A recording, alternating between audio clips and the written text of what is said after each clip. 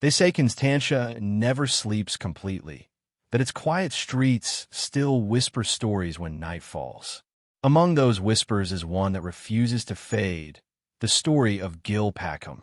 A teacher, a mother, a wife, she lived a life that seemed calm, orderly, and safe.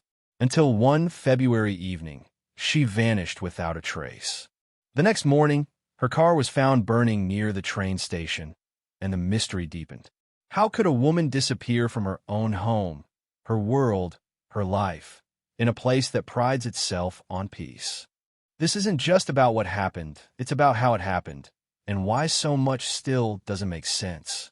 Tonight on at Mystery Vault 80, we open the Constantia case once more, looking beyond the evidence, past the verdict, and into the unanswered questions that linger like smoke. Because sometimes the truth doesn't hide in darkness, it hides in plain sight. If you love unraveling mysteries the world has tried to forget, hit like, share, and subscribe to at Mystery Vault 80, where every story is a key and every mystery waits for you to unlock it. The quiet beauty of Constantia. There are places in the world that seem untouched by tragedy. Places where sunlight filters through tall trees, where vineyards stretch like green carpets over rolling hills. In Cape Town's southern suburbs lies one such haven, Constantia. Constantia isn't the kind of place where chaos lives. It's quiet, refined, shielded by old money and high walls. The people here greet each other with polite smiles, share wine at dinner parties, and go about their lives believing that the world beyond those gates, the world of crime, danger, and heartbreak, cannot reach them. But it did. And when it did, it came not in the form of a stranger or a thief, but from within one of those very homes. In one of these streets stood the home of Gill and Rob Packham, a couple who, on the surface, appear to have everything. A comfortable house, 2 grown daughters, stable careers, a shared life that stretched across decades of marriage. Gill was a teacher at the Springfield Convent School in Weinberg, known for her warmth and dedication. Her colleagues remember her as the calm in every storm. She wasn't flashy or loud. She was the kind of woman who made others feel seen. Students adored her. Parents trusted her. She was, in every sense, the heart of the school. At home, she lived quietly reading novels, caring for her pets, enjoying long walks in Constantia's leafy lanes. Friends say she was soft-spoken but firm, patient but proud. She valued decency and kindness and believed, perhaps too deeply, in giving second chances. Her husband, Rob Packham, was charismatic, successful, and widely respected in business circles. He'd held senior management positions and was known as a problem solver, the kind of man people trusted instinctively. He was handsome, confident, and seemingly devoted to his family. But as anyone who studies human behavior knows, perfection often hides something else. Behind that easy smile and the polished reputation, cracks had begun to form. They weren't visible from the outside, not yet. But to those who knew Gill closely, there was something in her tone that had changed. Something quieter, more cautious. A friend once said, Gill stopped talking about the future. She spoke only about getting through the week. At first, people assumed it was stressing the ordinary wear and tear of marriage. After all, who doesn't have rough patches? But time would show that this was no ordinary rough patch. It was the beginning of an unraveling one that would end in fire, loss, and the haunting silence of unanswered questions. When you walk through a home like theirs, you can feel the lives once lived there. The laughter that filled the rooms, the warmth that used to live in the air. But you can also feel the tension that lingers after it's gone. Neighbors recalled that the Packhams were polite but distant. They rarely attended gatherings anymore. Gill seemed withdrawn. Rob, on the other hand, was often away traveling for work, or so he said. It was the kind of quiet drift that happens slowly. So slowly, you don't notice until one day you're living beside a stranger. In stories like these, there's always a moment, a turning point that, in hindsight, feels obvious. For Gill Packham, it may have been the realization that love alone wasn't enough to keep her safe. Those close to her later said she'd been trying to make it work. She was still attending counseling sessions, still showing up, still hoping. But you can only patch a sinking ship for so long. And in February 2018, that ship sank quietly, violently, and irreversibly. Thursday, February 22nd, 2018, began like any other day. Gill left school smiling. She told her colleagues she'd see them tomorrow. She mentioned she was having dinner with family that evening. No one saw her again. That night, she vanished from the quiet safety of Constantia without warning, without explanation. Calls went unanswered. Her phone went silent. And by the next morning, panic began to ripple through her family and colleagues. Something was wrong, terribly wrong. Within 24 hours, the name Gill Packham would no longer belong to a beloved teacher, but to the center of a national tragedy. Evil doesn't always come from outside. Sometimes it lives right next to you. A woman of grace and routine. Every great mystery begins long before the day of the crime. It begins quietly in the choices people make, in the compromises they accept, and in the silences they learn to live with. For Gill Packham, her story didn't begin the night she disappeared. It began decades earlier, with a life built carefully around stability, kindness, and routine. The teacher everyone loved. At Springfield Convent School in Wynberg, Cape Town, Gill was more than a teacher. She was a mentor, a listener, and a safe place for students who needed one. She taught English and life orientation, guiding her students not just through exams, but through life's messier lessons: empathy, resilience, and honesty. Colleagues recall her calm energy. Gill didn't rush. She never raised her voice. Even on chaotic days, she'd smile and say, "Let's breathe and start again." Her classroom walls were lined with quotes: Shakespeare, Maya Angelou, Mandela, all reminders that strength and grace often live in quiet people. Gill loved her students fiercely, and in return, they adored her. She believed in showing up for others even when no one showed up for her. A life of predictable comfort. Home for Gill was a reflection of who she was: tidy, modest, filled with family photos and the smell of brewed coffee. She liked things in their place. Her mornings began early, often before sunrise. She'd walk the family dog, make breakfast, check lesson plans, and leave the house by 6:30 a.m. sharp. Friends described her as reliable to the minute. If Gill was late, something was wrong. It's that consistency, that rhythm, that made her disappearance so terrifying. Because people like Gill don't just vanish. Love, ambition, and cracks in the glass. Gill met Robert Packham in her 20s. He was intelligent, charming, and ambitious, the kind of man who could make a room feel smaller when he entered it. He had big dreams and seemed genuinely smitten by her. In the early years, they were inseparable, traveling, building their careers, raising 2 daughters together. Friends say Gill glowed around him. She found in Rob a sense of partnership, someone who could challenge her, complete her. But over time, ambition and ego began to shift the balance. Rob's career grew demanding. His business life took him away often. Gill, ever supportive, anchored the family, quietly holding together birthdays, dinners, school events, the invisible glue of domestic life. Yet, in that quiet support, something vital was lost. When one person gives too much, the other begins to forget how much was given. Gill's world revolved around keeping things peaceful, even when peace came at the cost of her own happiness. The slow drift apart. By the late 2010s, close friends noticed a change. Gill had grown thinner, quieter, and withdrawn. She rarely spoke about Rob anymore, and when she did, her tone was careful. There were rumors of infidelity, emotional distance, and financial tension. Nothing explosive, nothing tabloid-worthy. Just the slow suffocation of 2 lives moving in opposite directions. Still, Gill tried. Marriage counseling, date nights, even family trips, all efforts to rekindle what was lost. But behind those attempts lived a woman exhausted by the weight of trying alone. One friend later told investigators, Gill believed in commitment, even when it stopped believing in her. A secret she tried to hide. In early 2018, Gill confided to a close friend that things at home had become complicated. Rob had been distant and irritable. There were arguments about honesty, and a sense that he was living another life. She didn't say much more, just that she was tired. Tired of pretending. Tired of keeping up the facade. She also mentioned something strange. If something ever happens to me, make sure people ask the right questions. At the time, her friend brushed it off, thinking Gill meant emotionally, not literally.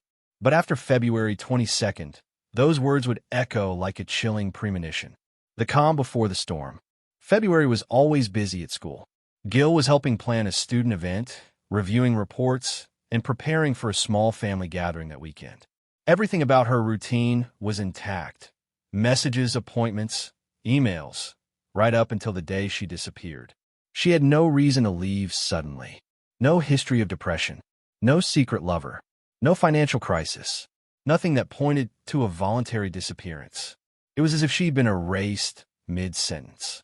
That last day, witnesses remembered her as cheerful, smiling in the staff room, talking about dinner plans. She waved goodbye at the school gate. And then nothing. No texts. No calls. No sign of life. It wasn't until her car, a green BMW, was found burning in Deep River the next morning that South Africa realized something horrific had happened. But who wanted to hurt Gill? And why? When detectives arrived at the scene, they couldn't yet identify the body inside. The fire had destroyed almost everything. But one thing was clear. This wasn't an accident. Someone wanted her gone, and they wanted her story to burn with her. A puzzle with missing pieces. By the evening of February 23rd, Gill's disappearance was headline news.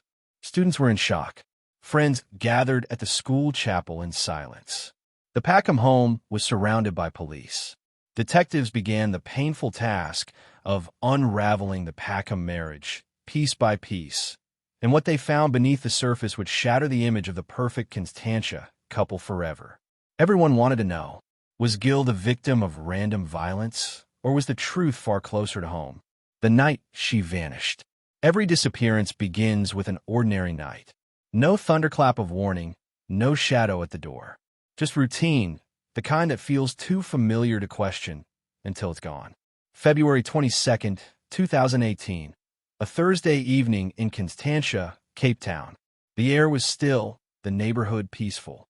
To anyone outside, it was just another quiet suburban night. But inside the Packham home, silence had begun to take a different shape, one that felt heavy, tense, and final. The last hours. Gill had left Springfield Convent School around 4 p.m. She waved goodbye to her colleagues, a gesture so normal that no one thought twice. One of them remembered her saying she had errands to run before heading home. Her car, a green BMW, was seen driving along the familiar route toward Bergvliet. She was expected at home by early evening. But by 7 p.m., messages to her phone went unanswered. At first, there was no panic. Gill was responsible, dependable. If she hadn't replied, she was probably caught up in something small, a phone battery, traffic, a detour. But when hours passed with no word, that logic began to fall apart. The calls that went nowhere. Her sister, Kathy, tried calling several times. No answer. A few friends sent texts, asking if she was fine. By 9 p.m., her phone was going straight to voicemail. At home, Rob Packham told police later that he thought she'd gone out for a drive to clear her head after an argument earlier that day. He said he wasn't concerned. Not yet. But when midnight came and went, even Rob had to admit something was wrong. He told investigators he went out searching for her, driving through nearby streets, calling her name, hoping to spot her car parked somewhere nearby. He claimed he even drove past Deep River, where, hours later, her car would be found, burning. The fire at Deep River. At 5:50 a.m., a security guard at the Deep River train station noticed smoke rising from an industrial parking area. When emergency responders arrived, they found a BMW engulfed in flames. The fire had burned so intensely that the metal was warped, the tires melted to the tar. Once the flames were extinguished, firefighters made a horrifying discovery: a body inside the trunk. It was impossible to identify at first. The body was burned beyond recognition, but the vehicle's registration pointed directly to Gill Packham. Forensic teams cordoned off the area. Detectives were called in, and suddenly, What was a missing person case became a suspected homicide. Rob's behavior raises questions. When police arrived at the Packham residence to inform Rob, his reaction raised eyebrows. Neighbors said he appeared composed, not shocked. One officer recalled that he didn't ask the usual questions. Not, where was she found? Or was she alive? Just a quiet nod and the words, I knew something like this might happen. He told investigators that Gill had been emotionally unstable, unhappy, and perhaps suicidal. But those closest to Gill described a completely different woman, hopeful, focused, planning a school event and family visit just days ahead. Even her diary, later recovered, showed no signs of despair, only notes about students, grocery lists, and a reminder to call her daughter. If Gill was planning anything, it wasn't her own death. The investigation begins. Detectives immediately began reconstructing her final 24 hours. They examined CCTV footage, phone records, and vehicle tracking data. Gill's phone had last pinged near her home at 6:15 p.m. After that, it went silent. The timeline began to tighten. Witnesses in the neighborhood reported hearing raised voices from the Packham home that evening, though no one saw what followed. Forensic experts later found traces of blood and bleach inside the garage. Faint, but enough to raise suspicion. It was as if someone had tried to erase what happened.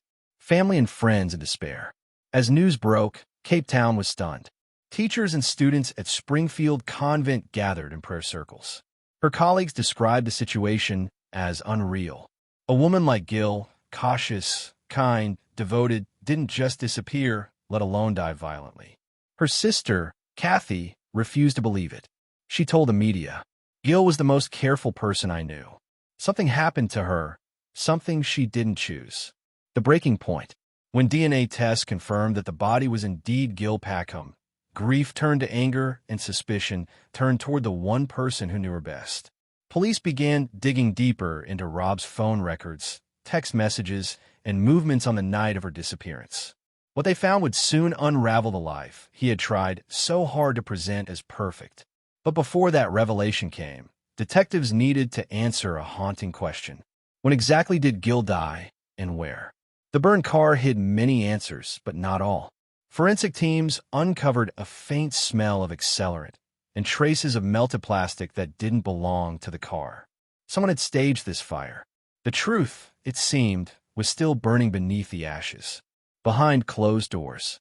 As police dug deeper, a portrait of Gill and Rob's marriage began to take shape, one far different from the polite smiles and family photos. Behind the polished walls of their Constantia home, resentment had been festering. Gill's discovery of Rob's affair months earlier had strained everything. Sources close to the investigation revealed that Gill had confronted him, even threatened to leave. Rob, they said, was terrified of losing face, his home, his image. He cared more about what people thought than what she felt, a friend told investigators. The night she vanished, something finally snapped. A missing wife, a burning car, a husband who knew too much. The story was beginning to unfold like a crime novel, except this time, every chapter was real.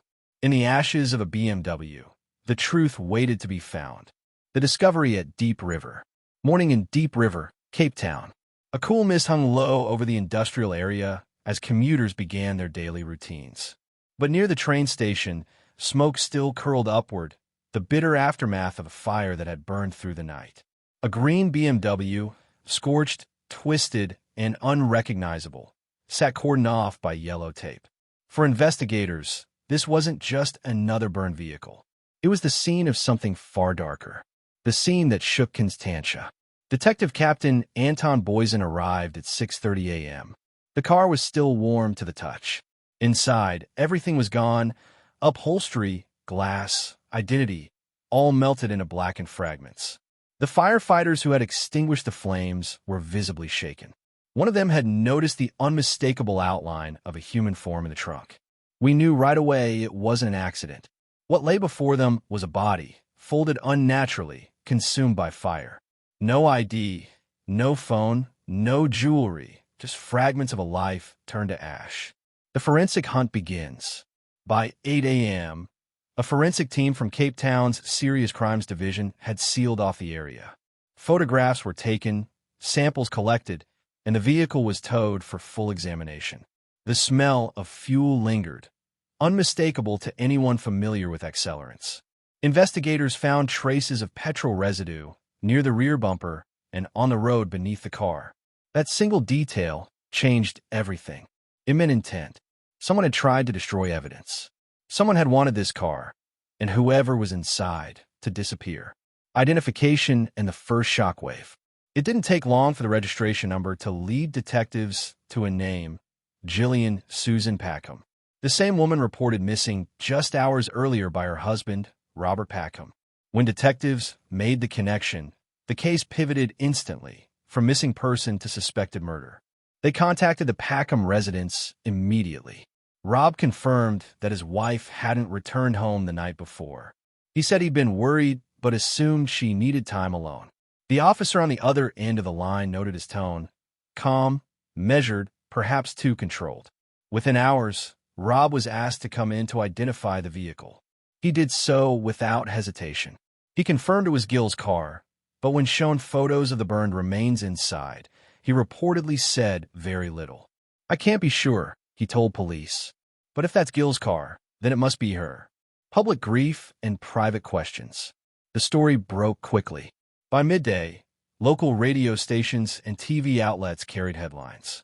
Body found in burned car, maybe missing Constantia woman. The quiet suburb of Constantia was suddenly flooded with reporters, satellite vans, and police cars.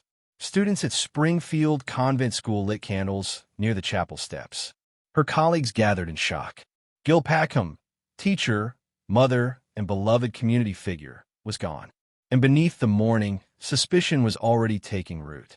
How does a woman vanish from her own home and end up burned beyond recognition, just miles away? Clues in the ashes.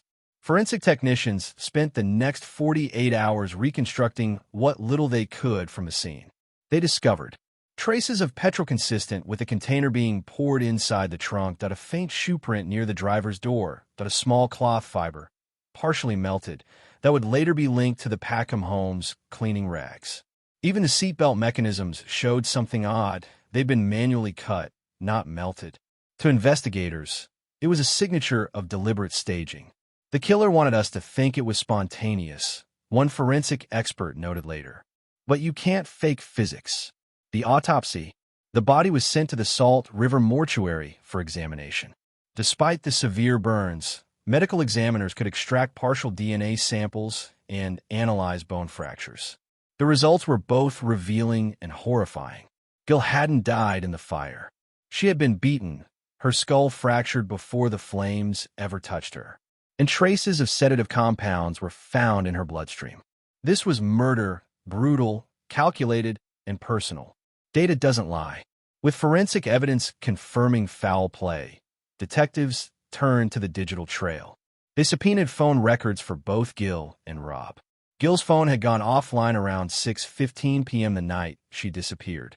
But Rob's phone had an interesting pattern, multiple signal drops, gaps in movement, and one tower ping close to the Deep River area around 9 p.m. When confronted, Rob claimed he'd been driving around looking for her, but his phone data suggested he'd lingered near the industrial zone far longer than he admitted. And then there was another layer. His work phone, which he claimed was at home, had also pinged near the same area. Two phones, one night, one fire. The puzzle comes together. By the weekend, detectives had enough to focus their investigation squarely on Rob Packham. They began to quietly build a profile, interviewing friends, family, colleagues. The portrait that emerged wasn't flattering. They learned about the affair, the growing tension at home, and Gill's private fears, how she told a friend that she no longer felt safe. Rob's charm, once his social armor, began to look like a disguise. It's often those who smile the most who are hiding the darkest truths. The media storm. Within days, the case dominated South African headlines. News anchors spoke of a respectable Constantia family torn apart. Opinion columns questioned whether domestic violence was hiding behind the veneer of upper-middle-class perfection. The public was divided. Some defended Rob as a grieving husband, others called for his arrest. And while the world speculated, detectives worked in silence, piecing together the evidence they needed. By early March, the results of the DNA analysis came back. The body in the BMW was confirmed to be Gill Packham. Now, the hunt for her killer had officially begun. A shift in focus. Investigators returned to the Packham home, this time with a warrant. They searched the garage, the laundry, the family car, even the drains. And there, beneath a layer of cleaning supplies, they found a bottle of bleach, partially used, and a rag with faint reddish stains. Forensics confirmed it. Human blood. The unseen witness. Neighbors also began coming forward with strange details. One reported seeing Rob's BMW leave the house around 8 p.m. followed, minutes later, by another car matching Gill's. Another heard metal clanging in the garage earlier that evening. Small fragments of testimony, each insignificant on its own, began aligning like pieces of a puzzle. By now, detectives no longer saw this as a whodunit. They believed they knew who. Now, they needed to prove how. Behind the smile. Meanwhile, Rob continued to play the part of the grieving husband. He attended memorials, gave interviews, and told friends how crushed he felt. But to the detectives watching him closely, his calm was chilling. He cried on cue, one officer later said. But there was no fear in his eyes, just control. The fire may have burned the evidence, but it couldn't burn the truth. The web of lies. Every crime begins with a lie to others, a lie to oneself, and eventually, a lie that refuses to stay hidden. In the case of Gill Packham, investigators soon realized that the night she vanished wasn't a mystery of chance. It was a performance. And the man at the center of it had rehearsed his role well. The husband under the microscope. By early March 2018, detectives had quietly shifted their focus from what happened to who made it happen. All signs pointed toward one man, Robert Packham.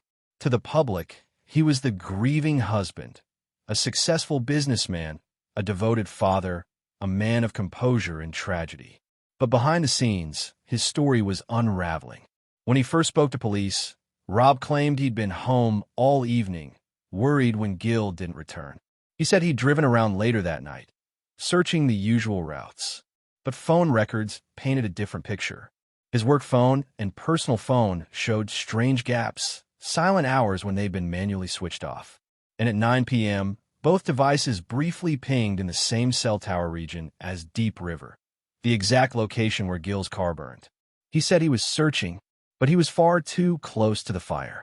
Digital deception. When confronted with this data, Rob's calm exterior cracked for the first time. He claimed he must have been lost or driven in circles that night. He couldn't recall the exact route, but detectives knew what they were seeing, classic evasion. Further digging revealed something else. In the weeks before Gill's death, Rob had been using multiple SIM cards, one registered under a false name. Through this number, he'd exchanged hundreds of messages with another woman, a long-term mistress he'd met during a business trip. "Can't wait to see you again," one message read. "Soon everything will be sorted." To investigators, those words took on a sinister meaning. A double life exposed. Friends and colleagues described Rob as controlled, image-conscious, and deeply private. He'd built his world around appearances. The perfect house, the perfect marriage, the perfect life. But in reality, he'd been juggling lies on every front. Financial strain, affairs, mounting frustration at a marriage he saw as trapping his potential. Gill, meanwhile, had started to sense the truth. A close friend later told detectives. She said Rob was distant, secretive. She even thought he was planning to leave. What she didn't know was that he already had one foot out the door, emotionally, if not physically. It wasn't love anymore, it was reputation. And reputation can make people dangerous. The timeline tightens. Detectives reconstructed the hours before and after Gill's disappearance minute by minute. 6:15 p.m., Gill's phone goes dark near the Packham home point. 6:30 p.m. 8 p.m. Neighbors report strange noises like a car, door slamming, and metal hitting concrete. 8:15 p.m. Rob's phone briefly connects to his office. Wi-Fi 5.9:00 p.m. both his phones pinged near Deep River Point 9:30 p.m. 10 p.m. Security footage from the area captures a dark-colored sedan entering and leaving the lot where Gill's car would later be found. The car's make and headlights were consistent with Rob's BMW. Pause. Low heartbeat in background. He thought he'd left no witnesses. But data doesn't forget. The lie about the clothes. Investigators also noticed something odd when they revisited the Packham home. In Rob's laundry hamper were men's clothes that had been hastily washed, damp, still smelling faintly of detergent. Forensic tests later found microscopic traces of blood. He claimed he'd spilled wine, but the DNA matched Gill's. Behavioral breakdown. Criminal psychologists were brought in to assess Rob's behavior. Their conclusion was clear. His detachment wasn't grief, it was control. He didn't display emotional volatility, only irritation when pressed for details. He spoke of Gill in the past, tense almost immediately. He avoided questions about his movements, but was quick to criticize her mood swings and emotional instability. It was a subtle deflection, a tactic to shift sympathy and suspicion. When someone's first instinct after tragedy is self-preservation, one profiler noted, it usually means they already know what happened. The mistress speaks. The final blow came when detectives tracked down Rob's mistress, a woman named Louise. When interviewed, she revealed that Rob had told her he was planning a new chapter, that he'd end things soon with his wife. He'd even sent her messages the day after Gill disappeared, saying, "Rough night. Things will clear soon." To detectives, it was the final red flag. No man who just lost his wife will be making romantic promises.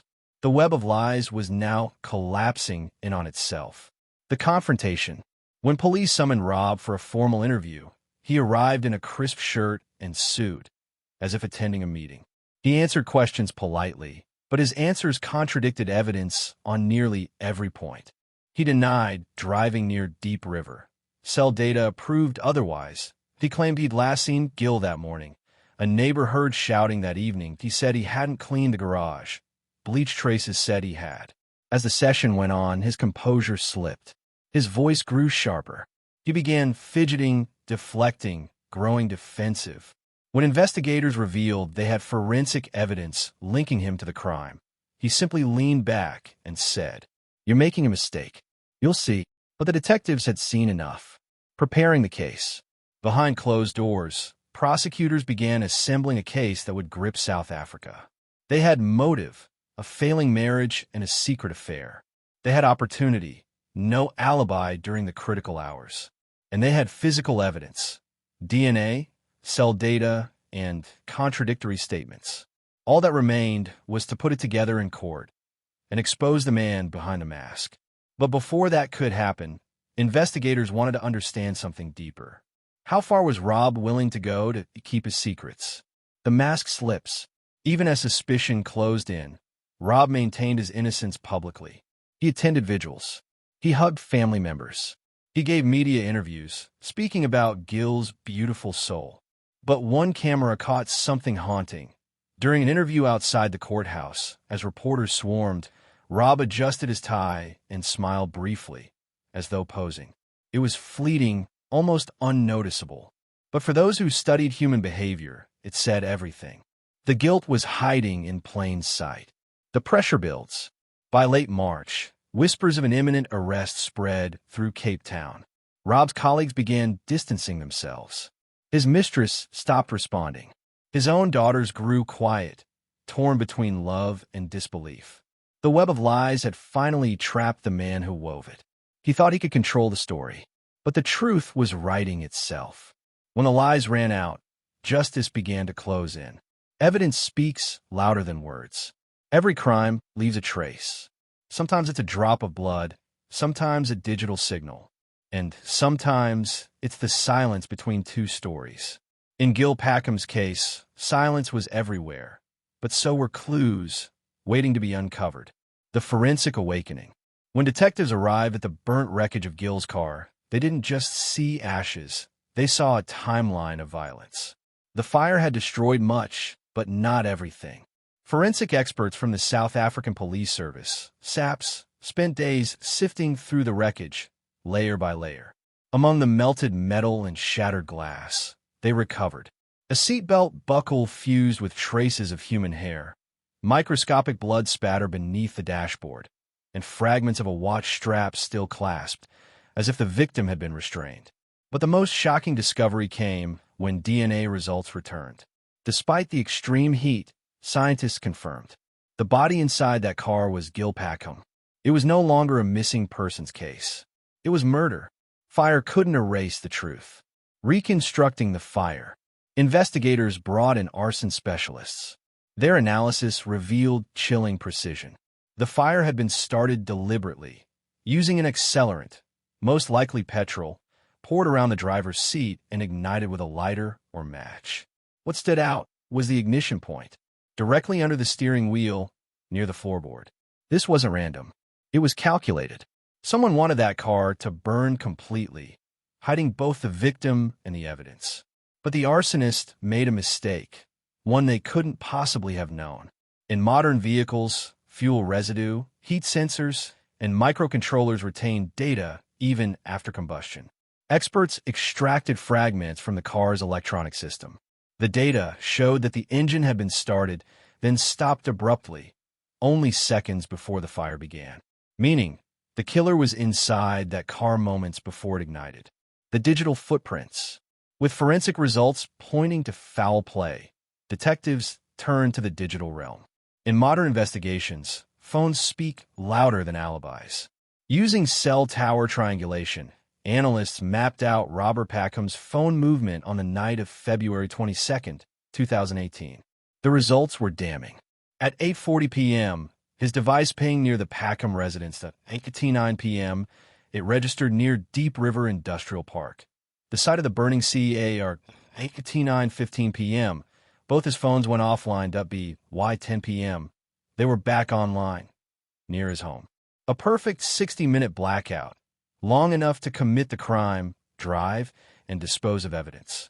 Investigators also noticed text messages deleted from Rob's phone that night. But using recovery software, digital forensic experts resurrected fragments. One message, sent hours before the murder, read, "Need to clear my head tonight. Don't wait up." Another, recovered from his mistress's phone, simply said, "Everything will be okay soon." Soon had arrived. But for Gill, it meant the end. The house that hid the truth. Detectives revisited the Packham residence, this time armed with forensic luminol, a chemical that reacts with traces of blood, even if they've been wiped clean. When the lights went off and the spray hit the floor, the room told its story. Tiny blue glows illuminated the garage floor, the door handles, and a section of the wall near the car keys. Even more unsettling, in the washing machine, forensic experts found fibers from a woman's clothing and faint traces of human blood. Gill's blood type. It was no longer speculation. The crime had started at home. The car camera clue. At first, investigators thought they had no visual proof. The area where the car was found had no security cameras directly pointed at the scene. But luck, as it often does, found its way into the case. A nearby business security camera had been facing a reflective window, and that reflection, though distorted, captured the brief, flickering light of the burning vehicle. Moments before the fire ignited, a faint human figure could be seen walking away. Male, medium build, wearing a jacket. Too far for facial ID. But investigators noticed something chilling. The gait matched Rob's movement seen in his workplace surveillance footage. The camera didn't see his face, but it recognized a shadow. The burn pattern revelation. Arson investigators also studied the burn pattern inside the vehicle. What they found shattered Rob's defense. The driver's seat showed no signs of active movement during the blaze, suggesting Gill was already unconscious, or worse, before the fire began. Additionally, the passenger side door had been locked from the outside, meaning whoever set that fire didn't panic. They made sure their victim had no way out. This wasn't rage. It was control. The profile comes together. Criminal psychologists presented a behavioral assessment. The killer exhibited high-functioning planning. The motive was not impulsive, but structured, tied to control, fear of exposure, and loss of image. The disposal method, fire, indicated shame and the desire to obliterate evidence rather than conceal the act. It painted a chilling psychological portrait, a man who lived for appearances, but whose fear of humiliation pushed him to erase the one person who knew his truth. When a man's identity depends on a lie, he'll burn everything to keep it alive. Evidence versus emotion. While investigators built their case, the public still saw Rob as a grieving husband. He attended press conferences. He smiled for cameras. He played the part perfectly. But behind that mask, police now had forensic confirmation of Gill's body DNA, traces in the house, and digital proof of his movements, a motive tied to an affair and failing marriage. The story of tragedy was transforming into one of deception. The final link. It all came down to one item recovered from the boot of Rob's BMW, a half-empty petrol canister. At first, he claimed it was for gardening. But forensic testing matched the residue with the same accelerant used to ignite Gill's vehicle. That was the nail in the coffin. The fire that was meant to destroy evidence had instead preserved the most crucial clue, the moment of truth. By the end of March, detectives presented their findings to the prosecuting authority. The evidence was irrefutable. An arrest warrant was issued. On a calm Cape Town morning, officers arrived at Rob's home. He opened the door in a pressed shirt, smiling faintly. "You're here for me, aren't you?" he said. "Yes, Mr. Packham. You're under arrest for the murder of your wife." The mask had finally fallen. Truth doesn't die in fire. It rises from the ashes. The arrest and the aftermath. When detectives knocked on the door of Rob Packham's Cape Town home, it wasn't just the end of an investigation. It was the beginning of South Africa's most shocking unraveling. The fall of a man who'd built his life on appearances. On that calm March morning, the facade shattered. The arrest. Neighbors later described it as quiet, almost respectful. There were no handcuffs shown, no shouting, just two detectives walking Rob out of his home. His expression? Calm, controlled, almost relieved. But beneath that calm was a storm. Years of secrets catching up at last. Voice over deepens. He'd been living in control for too long. But this time, control had turned into consequence. As cameras rolled, the image of Rob, composed, emotionless, spread across every TV screen in the country. South Africa was stunned. The man who once spoke of his missing wife with such tenderness was now accused of killing her. The headline read, "Husband charged in Constantia, wife murder." The public shockwave. Cape Town society was small, and gossip relentless. The Packhams had been seen at charity events, school fundraisers, dinners. They were a picture of suburban success. Now, whispers filled every room. "Did you hear? Rob Packham, arrested for Gill's murder."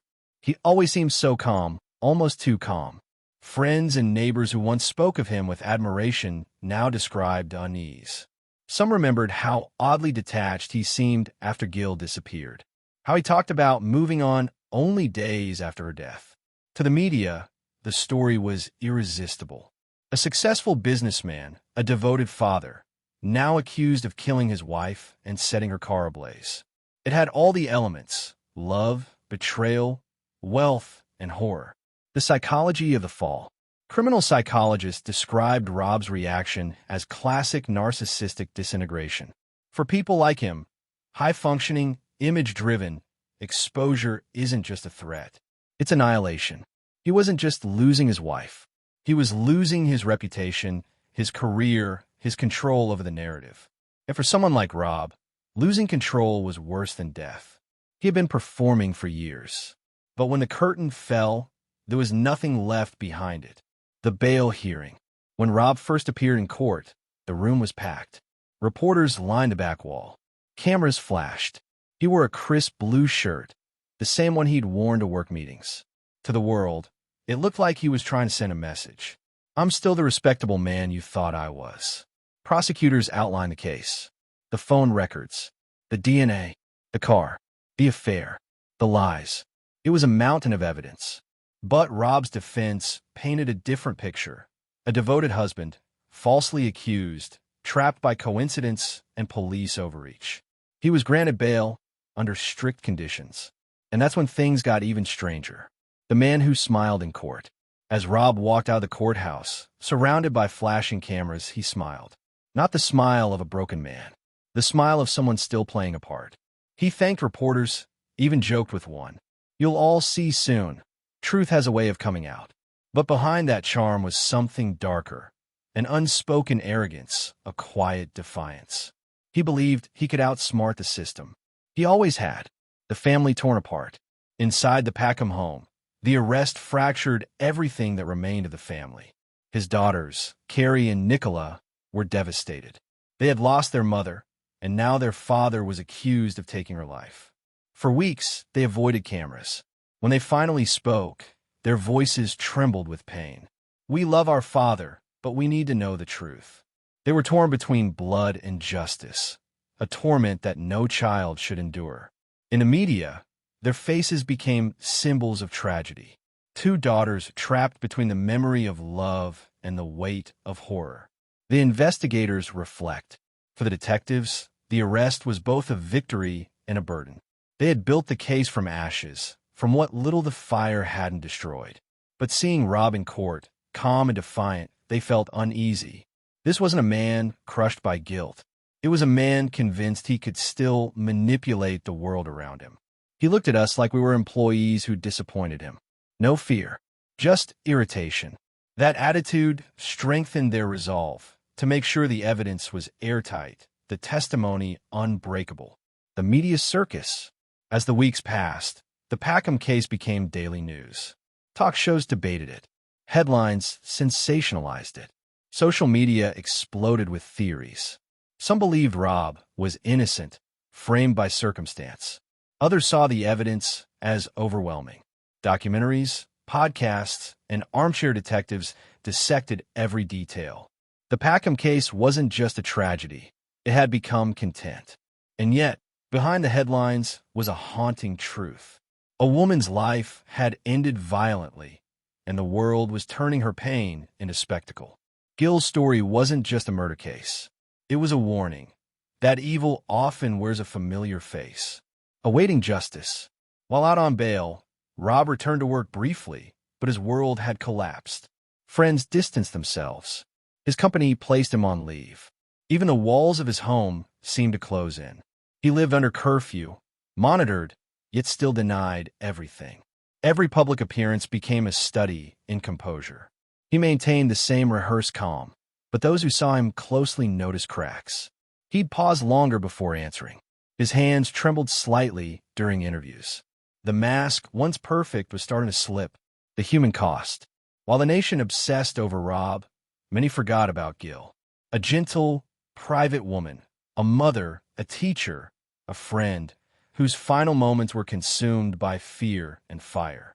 In Constantia, friends organized a vigil. Hundreds gathered with candles, singing quietly under the evening sky. A banner read, "Justice for Gill, light in the darkness." For some, the arrest was justice. For others, it was only the beginning of mourning. The calm before the trial. By late 2018, the case was ready for court. Prosecutors had built a narrative of control, deceit, and murder. The defense promised to dismantle it all. Rob Packham, the man who smiled through the storm, was about to face the truth in front of a nation. And as one detective later said, evidence doesn't lie, but people do, until the very end. The trial of Robert Packham would expose more than guilt. It would reveal the cost of a carefully constructed lie. Verdict, the weight of truth.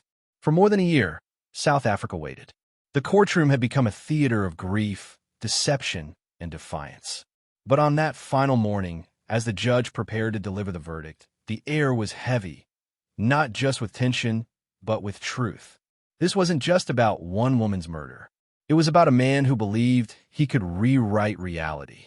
The final day in court.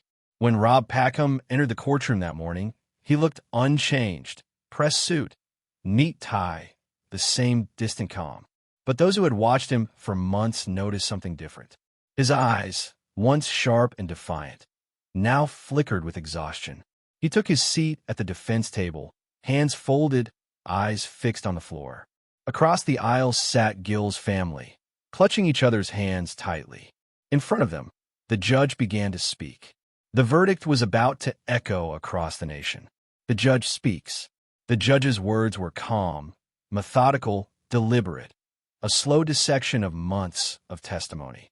The spoke of lies told with precision, a phone data that didn't match words, a forensic proof burned into metal and ash, and of a man who, in his arrogance, believed that intellect could outsmart truth. The evidence, the judge said, forms a chain so complete that it leaves no reasonable doubt. A pause. Then came the words that would seal Rob's fate forever. Robert Packham, you're found guilty of the murder of your wife, Gill Packham. The moment of realization. The courtroom froze. Reporters stopped typing. A single sob broke the silence from one of Gill's daughters. Rob's reaction was almost surreal. He didn't flinch. He didn't weep. He simply stared straight ahead, lips pressed tight, as though he'd known this moment was coming all along. But for the first time, his eyes betrayed him. A flicker of disbelief. A crack in the armor. The performance was over. He thought he could control the story. But in the end, the story controlled him. The media frenzy. Within minutes, the verdict spread like wildfire. Breaking news banners blared across every network. Rob Packham guilty. Outside the courthouse, reporters crowded around, cameras flashing. The public was divided, some calling it justice, others tragedy. Podcasts, talk shows, and headlines debated the meaning of it all. How did a man so respected, so seemingly normal, turn into a killer? How far can the need for control push a person before they break? The answers, like the case itself, were complex, a tangle of ego, fear, and desperation. The sentence. Weeks later, the court reconvened for sentencing. The courtroom was quieter this time. There were no outbursts, no gasps. Just the slow sound of paper rustling as the judge prepared to speak again. He reviewed the crime, deliberate, cold, premeditated. The spoke of Gill, a kind woman whose life had been extinguished by someone who was meant to love and protect her. Then the words came. For the crime of murder, this court sentences you to 22 years imprisonment. Rob sat motionless. No emotion, no remorse, just silence, the kind that screams louder than words. Life behind bars. In prison, Rob became a study in contradiction. Some inmates described him as polite, educated, calm, the same mask he wore outside. Others said he was isolated, withdrawn, pacing his cell like a man trapped inside his own mind. He continued to deny his guilt, filing appeals that were ultimately dismissed. But over time, the spotlight faded. The media moved on. The world stopped watching. Only the walls remained, cold, unblinking, eternal witnesses to his solitude. Justice had been served. But peace, that's something no court can deliver. Gill's legacy. While Rob's name dominated headlines, Gill's story became something quieter but deeper. Her former students remembered her kindness. Her colleagues spoke of her laughter, her patience, her gentle wisdom. A scholarship was created in her name to support young women pursuing education. In Constantia, the garden she once tended still blooms each spring, lilies and roses intertwining, growing over the quiet soil. A reminder that even after fire, life finds a way to bloom again. The family's healing. For Gill's daughters, Carrie and Nicola, the verdict brought closure, but not peace. They stood outside the courthouse after sentencing, speaking softly to reporters. This has never been about vengeance. It's about truth. And while we can never bring our mother back, we hope her story helps others see the danger of silence. They returned to their lives, carrying scars that no justice could erase. But in their strength, the world saw something powerful, resilience born from tragedy. The mystery that remains. Even with the conviction, questions linger. Why did Rob choose such brutality? What snapped inside a man so seemingly composed? And could anyone close to him have stopped it before it was too late? Psychologists continue to analyze the Packham case as a textbook example of hidden narcissism and image-driven psychopathy. A reminder that monsters don't always hide in the dark. Sometimes they wear suits, shake hands, and smile for the cameras. Evil doesn't always look like chaos. Sometimes it looks like control. Gill Packham's story, whether told as the vanished heiress or the Constantia Mystery, is more than a tale of murder. It's a reflection of human fragility, how pride can twist love, how image can destroy truth, and how silence can cost a life. And for those who listen, it's a reminder. Sometimes the most dangerous people are the ones who look the most ordinary. Because behind every perfect smile, there might be a secret waiting to burn. Echoes in the ashes. After the verdict, justice had spoken. The courtroom lights had dimmed. The gavel had fallen. But for the people of Constantia and for South Africa as a whole, the echoes of this case were only beginning. Gill Packham was gone, brutally, senselessly, but her story refused to fade. In a country haunted by too many unsolved crimes and silenced women, her voice became part of a larger cry. See us. Protect us. Remember us. The voices that remained. In the months following the verdict, interviews flooded the airwaves. Former students, neighbors, colleagues, everyone had a memory of Gill. She was kind, patient, always offering warmth to anyone who crossed her path. One colleague said, Gill was the kind of person who left a bit of light wherever she went. Even in the darkest place, she found a reason to smile. But what struck people most wasn't her murder. It was how invisible her pain had been before it happened. The quiet unhappiness behind a polite smile. The tension no one dared question. The warning signs missed, again and again. The psychology of a killer. For psychologists and criminologists, the Packham case became a study, not just in evidence, but in ego. Rob wasn't a stereotypical killer. He wasn't violent, reckless, or overtly cruel.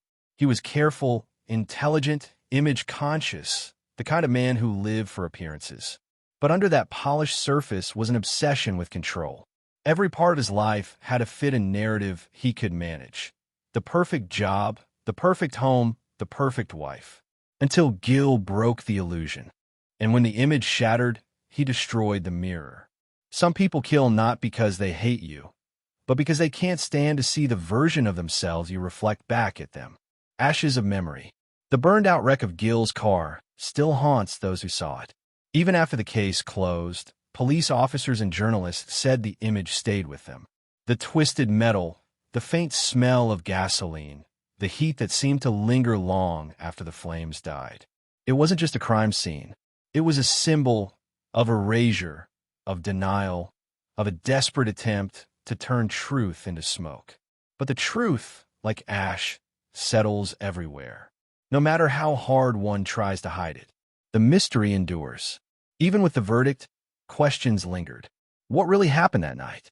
Did Gill confront Rob about his affair? Was it premeditated or a moment of rage?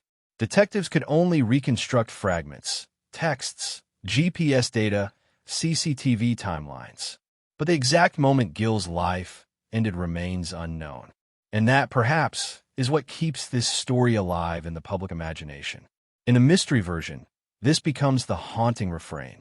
We know how it ended, but we'll never truly know why. And in the true crime telling, we may not know every minute, but we know enough to stand for justice. Two lenses, one tragedy, both painfully human, a mirror of society. Gill's story reflects something bigger than a marriage gone wrong. It mirrors a world where too often women's voices are dismissed until it's too late. A culture where appearance outweighs authenticity, where people suffer in silence to maintain the illusion of perfection. If we listened sooner, if we paid closer attention to the quiet suffering behind closed doors, how many lives could be saved? The family's message.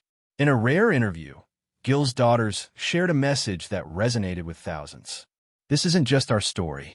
It's every woman's story who's been silenced, doubted, or dismissed.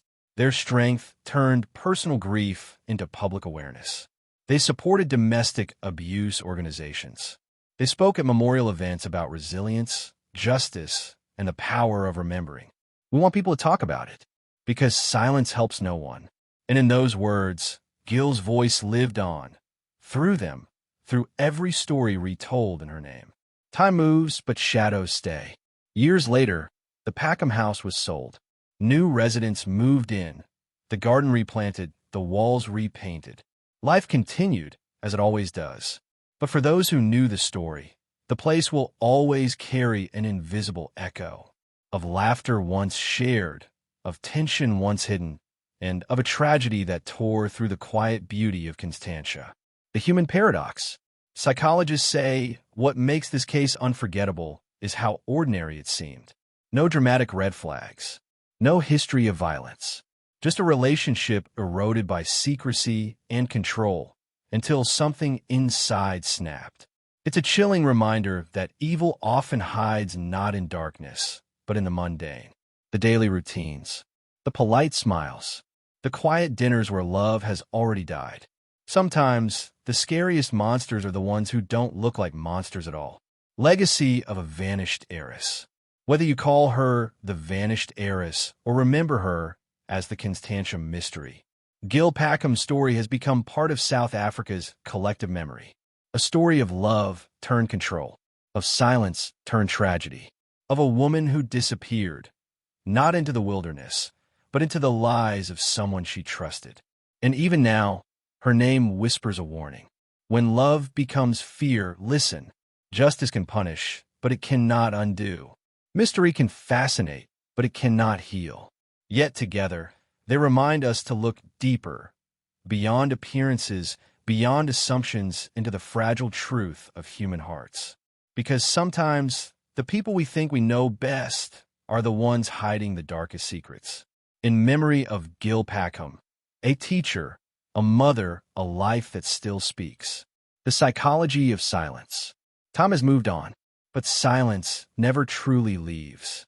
It lingers in the corners of the Packham home, in the paused conversations, in the moments when people wonder if they could have seen it coming.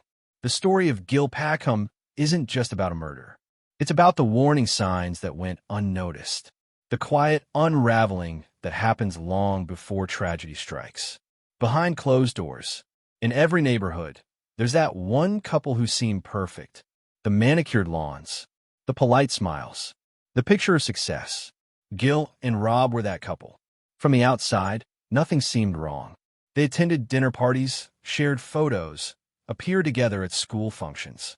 But inside the walls of their Constantia home, the tension grew. Unspoken words, emotional distance, and a marriage cracking under pressure. Friends recall how Gill began to withdraw. Her laughter was softer, her eyes often distant. She looked tired, like she was trying to hold something together that was already gone. In psychology, this is called covert conflict, when relationships decay not through violence, but through silence. The mask of normalcy. Rob Packham's greatest weapon wasn't anger, it was appearance. He needed to be seen as successful, charming, respectable. Everything was built around image. He was the man who fixed problems, not caused them. But beneath that calm exterior was a storm of insecurity and resentment. He couldn't accept loss, not of control, not of reputation, not of the woman who no longer feared him. Experts later describe his behavior as narcissistic collapse, a psychological break that occurs when someone's self-image crumbles under reality. For people like Rob, love isn't about connection. It's about control. When they lose control, they'd rather destroy what they can't possess. The anatomy of control. Criminal profilers studying the Packham case identified a chilling pattern. Before the crime, Rob's behavior became erratic. Secret phone calls, mood swings, sudden outbursts followed by calm apologies. He began rewriting his reality, convincing himself he was the victim, not the perpetrator. This mental shift, psychologists say, is common among image-driven offenders. They construct lies not just to deceive others, but to protect themselves from guilt. In the end, Rob wasn't fighting Gill. He was fighting his own reflection. He killed her to silence the truth she saw in him. The missed warnings. Neighbors remember faint arguments. Gill's colleagues noticed her leaving work early more often. Her friends described moments of confusion, times when Gill would talk around her pain, never naming it directly. She'd say things like, "It's complicated," or "I don't want to make things worse." Those are the red flags that often go unnoticed until it's too late. According to South African domestic violence experts, More than 50% of women who die at the hands of partners had previously shown subtle signs of distress, signs society often misreads as relationship stress. Gill's story exposes how silence becomes fatal. Not just the silence of victims, but the silence of everyone who sees, suspects, and stays quiet. The cost of pretending. Pretending takes energy. It takes years of swallowing truth, smiling through fear, and convincing yourself that things will change. Gill had done that for years. Friends recalled how she often spoke of making it work, even when her heart had already given up. The weight of hope can be heavy, sometimes heavier than despair itself. When she finally started to distance herself emotionally, that's when the danger peaked. Psychologists say the most dangerous moment for victims is when they try to leave. It's when control slips away and the abuser's fear of losing power turns deadly. That's what happened to Gill. She didn't scream. She didn't fight publicly. She simply began to fade from Rob's control, and that was enough to seal her fate. Society's blind spot. Gill's death forced South Africans to confront uncomfortable truths. How many more stories like hers are hidden behind closed doors? How many women smile in public but live in quiet fear? The media turned the Packham case into a national mirror, forcing people to see the disconnect between appearances and reality. It's easier to believe in perfect families than to face imperfect truths. The case sparked renewed calls for stronger domestic abuse awareness and early intervention. And though change is slow, conversations began in homes, schools, and communities about how silence and reputation can kill just as effectively as violence. The echo of Gill's story. Gill's daughters became advocates for awareness, urging others not to wait until tragedy strikes. They began speaking publicly about emotional abuse, about the invisible chains that hold people in destructive relationships. One of them said in a televised interview, "If telling our mother's story saves one person, then her death won't be in vain." Their courage transformed pain into purpose. And Gill's name became a quiet symbol of strength in South Africa's fight against gender-based violence.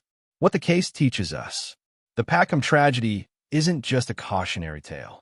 It's a psychological study of the lies people tell themselves to survive. It teaches us that control masquerades as love, that silence masquerades as peace, and that evil can hide behind a smile. But it also teaches us that truth, no matter how painful, will always find a voice. You can burn the evidence. You can lie to the world, but you cannot silence the truth forever. The mystery within us all. In the mystery version of this documentary, this chapter shifts tone from the courtroom to the mirror, because the real mystery isn't just why Gill died. It's how so many people around her miss the signs. How often we choose comfort over confrontation. How many secrets sit behind quiet dinner tables, waiting for someone brave enough to ask, "Are you okay?" In that way, the Packham story becomes a story about us, about what we see and what we choose not to. In every city, behind every perfect photograph, there are people holding their breath, hoping their truth never slips through the cracks. Gill's truth did, and in doing so, she forced the world to look. Her silence may have been her prison, but her story became her freedom. Echoes that never die.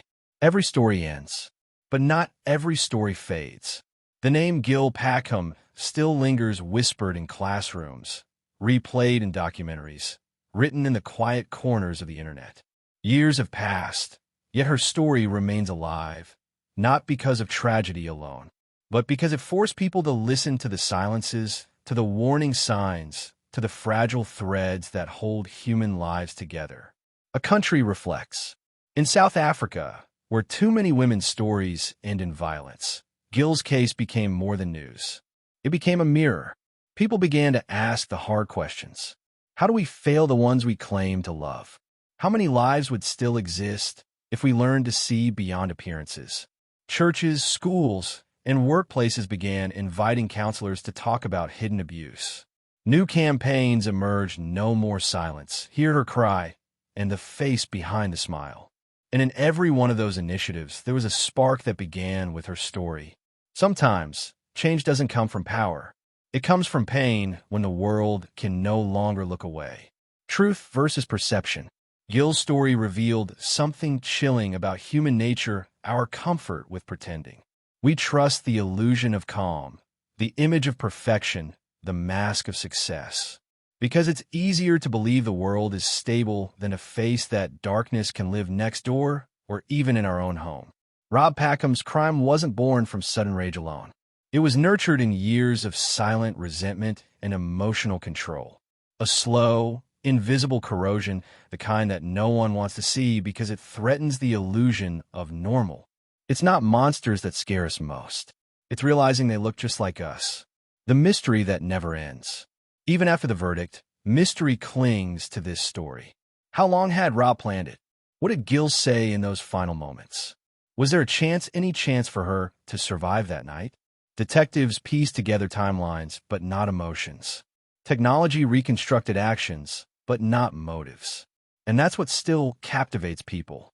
Not the crime itself, but the why behind it. The truth is, no verdict can explain the human heart.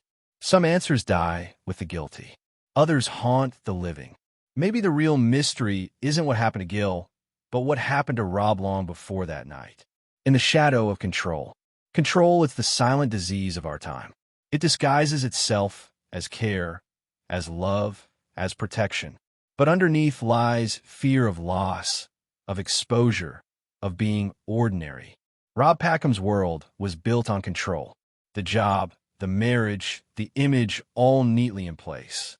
Until Gill's independence shattered it.